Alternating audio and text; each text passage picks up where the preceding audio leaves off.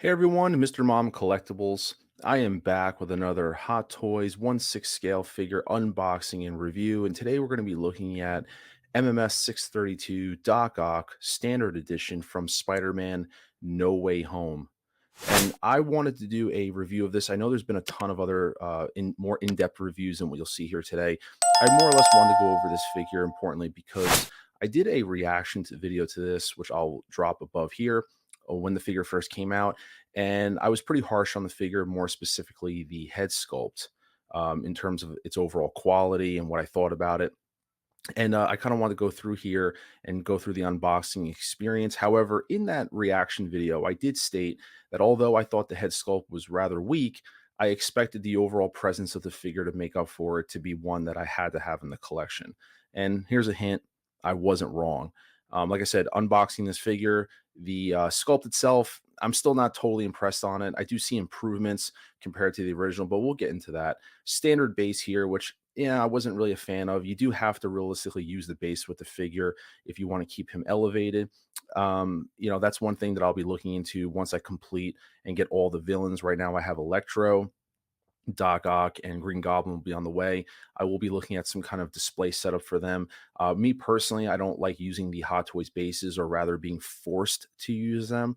But in this case, we're going to figure something out once I have all the villains together. Accessories, like I said, he's pretty basic. The main, caveat to this is going to be the tentacle arms. Comes with a pair of hands, his eyeglasses, and you get one spear that you can attach to the tentacles if you choose to do so. Now, the one thing I do want to talk about more specifically is I got the standard version compared to the deluxe. I know the deluxe was a popular seller amongst many collectors, but in this case, this particular figure, I had a specific vision of how I wanted him displayed. And that is like that with some figures. Bespin Luke, for example. I had a very specific way of how I wanted that figure posed. So there was no need for me to spend the extra money on the deluxe version. Now, unboxing the tentacles here was a fantastic experience and also kind of brought me back to that Spider-Man 2 vibes, given the situation of the figure. And I just love the detailing, the work on it, the mechanical, being able to move the tentacles around. It was just really something and a really awesome engineering by Hot Toys. I will say it's a figure unlike any other that I've had in the collection to date, and its presence is, well, we'll talk about that later towards the end of the video. Moving on to this, unboxing the tentacles. I opted for the regular just because the red tentacles that were used in Spider-Man No Way Home, it just was something that I was never going to use on this figure. So why not save myself the 30 bucks? I wanted this as true to the original Alfred Molina from Spider-Man 2 as I could get. And well, like I said, I'm just going to be using the standard edition, and I couldn't be happier. Now, that being said, in the original review of the figure, I was very critical of the head sculpt itself in terms of, I just didn't like the overall look of it. I thought it was pretty poor. So far, I think it's probably going to be the weakest of the three villains. I have the Electro Jamie Foxx, which looks outstanding, outstanding of a head sculpt. The head sculpt itself looks good. I don't think it looks great. I'd probably give it like a six, six and a half. It shows glimpses of Alfred Molina from different angles, but it's not perfect by any stretch of the imagination whatsoever. The jacket has wires in it, which gives it another layer of depth when posing him, which I think is nice. You can get him in some nice poses.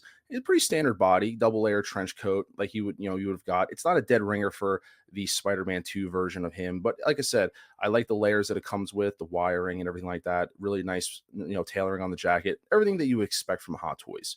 No problem. Now, the one thing I will kind of put it on camera, getting the tentacles in the body did take a little bit of work.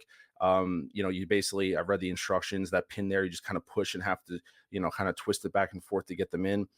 It got a little more difficult as you get the tentacles in. I did the top two and then the bottom two. But overall, I just wanted to give you guys a kind of look. This is kind of what he looks like here on the base.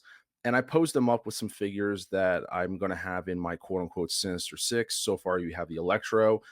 If you guys want to check out that review, I will post that here as well. I had that for a few months now. He's another outstanding figure. I love the shelf presence. That head sculpt looks great. But there he is right there. The one thing I was kind of it's not an expectation, but I was disappointed that I really do have to be reliant on the Hot Toys flight pole to kind of have him in an elevated pose. I will be playing with this figure more and more and getting him in different poses. I have seen collectors be able to pull it off where you can use the bottom two tentacles to pose him and actually have him without the base. I will attempt to do that. But for the sake of this video and to get him in my shelf, I use the flight pole and the Hot Toys display to have him elevated. And I kind of posed up the bottom two, and then the top two tentacles, I have them just kind of freestanding over him. Uh, like I said, from different angles, the head sculpt, it looks good. It's not going to win any awards for sculpt of the year by any stretch of the imagination. You can tell Hot Toys attempted to do, revamp this and, make it as good as what they could. But listen, they're not all going to be 10 out of 10s. And I think between him, Electro, James, and, Green Goblin, the shelf presence is going to be amazing. And it's what I expected. As I said, I took a lot of flack for calling the head sculpt an L, but like I said, this is going to be pretty much our one and only, probably Alfred Molina Doc Ock. So I understood the importance of having this figure in the collection, and I wasn't going to let the head sculpt be a deterrent for me not purchasing this figure because this would be something that you need. If you're going to do any type of villains and you're a Spider Man fan, you need Doc Ock in the collection. You never know. They might revisit Spider Man 2 one day and give us a more true Alfred Molina Doc Ock from Spider Man 2. But until then, this is what it's going to be. Overall, like I said, having it in the collection, I love it so much. I love having it in the collection. I'm so glad I got it. The head sculpt, like I said, doesn't deter me from anything because you'll see in the upcoming moments, I kind of added more villains to the section, and that's kind of what my grand plan is to have a Sinister Six kind of with more Spider-Man villains. But this is the two characters from the movie so far. And here is Mysterio, Venom, and I put Thanos in there. Not traditional Sinister Six, but I just want to put all my Spider-Man villains in there for scaling purposes. Like I said, I love that Venom, and I do have the PS2, the PS5 version on the way. Mysterio is another great one. He's a sleeper figure. I remember him being in the Sinister Six from the Spider-Man cartoons. So, I mean, he's definitely going to be included there. Like I said, the Jamie Foxx Electro, fantastic rendition on him. Thanos doesn't fit in, but I figure for scaling purposes, we'll put Thanos there in the background with the gauntlet. And like I said, there they are. I mean, it's just such a great look. But overall, I wasn't going to let the head sculpt be deterrent. As I said, yes, I gave my reaction to it. I still give the sculpt like a 6.5, maybe the most.